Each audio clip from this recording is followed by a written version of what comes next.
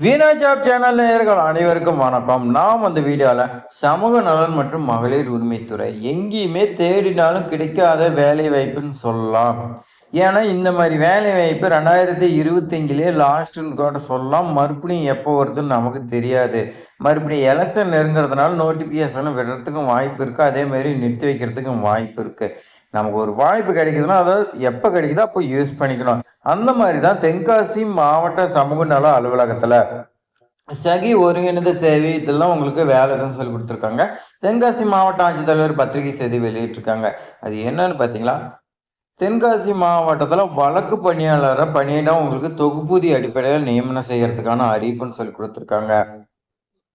மாவட்ட மகளிர் அதிகார மையம்னு சொல்லுவோம். அங்கதான் உங்களுக்கு வேலை இருக்குன்னு சொல்லி கொடுத்துருக்காங்க. இது முற்றிலும் தற்காலிகமான ஒரு பணின்னு சொல்லி கொடுத்துருக்காங்க.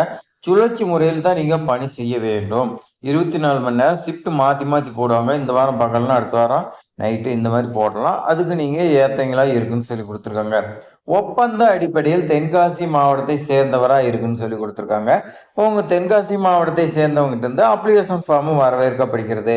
இதுக்கான விண்ணப்ப படிவத்தை தென்காசி வெப்சைட்ல இருக்கு. டவுன்லோட் செஞ்சு அந்த அப்ளிகேஷன் ஃபார்மை பூர்த்தி செஞ்சு தென்காசி மாவட்டத்துல இருக்கக்கூடிய மாவட்ட சமூக நல அலுவலகம் 140 5B ஸ்ரீ சக்திநகர் தென்காசி மாவட்டம் என்ற முகவரிக்கு 15/12/2025 மாலை 5:30 மணிக்குள் மேல் குறிப்பிடப்பட்டுள்ள முகவரிக்கு தபால்லையோ நேர்லயோ அனுப்புமாறு கேட்டுக்கொள்ளப்படுகிறது சொல்லி கொடுத்துறாங்க.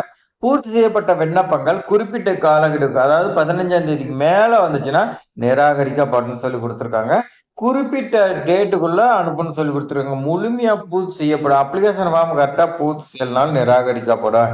அதே மாதிரி விண்ணப்பம் மற்றும் கல்வி சான்றிதழ் நகல் அனைத்து சான்றிதழும் வயது சாதி சான்றிதழ் இருப்பிட சான்றிதழ் உட்பட அனைத்து நகல்களும் இணைக்கப்படாத விண்ணப்பங்கள் மற்றும் காலதாமதமா வரப்படும் விண்ணப்பங்கள் நிராகரிக்கப்படும்.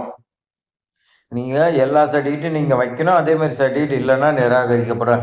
வழக்கு பணியாளர் எல்லாம் நோட் பண்ணீங்க. கேஸ் ஒர்க்கர் அதுவும் பெண்கள் மட்டும்தான் விண்ணப்பிக்க முடியும். ஒரே ஒரு வேகன்சி தான் இருக்குது. சமூக பணி அல்லது உளவியல் இளங்கலை பட்டம் நீங்க படிச்சிருக்கணும். 1 இயர் எக்ஸ்பீரியன்ஸ் இருக்குன்னு சொல்லி கொடுத்துருக்காங்க. சம்பளம் உங்களுக்கு 18,000 ரூபாய் இருக்குன்னு சொல்லி கொடுத்துருக்காங்க.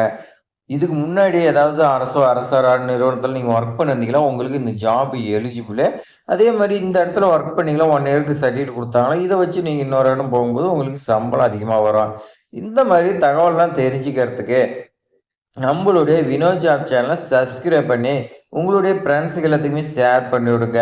அதே மாதிரி இந்த வீடியோ பயனுள்ளதாக இருக்குதுன்னு நினச்சிங்களா, ஒரே ஒரு லைக் பண்ணுங்க. நீங்கள் பண்ணக்கூடிய லைக் தான் அடுத்தடுத்த வீடியோ போடுறதுக்கு எங்களுக்கு மோட்டிவேட்டாக இருக்கும், ஒரு என்கரேஜாக இருக்கும். தேங்க்ஸ் ஃபார் வாட்சிங்.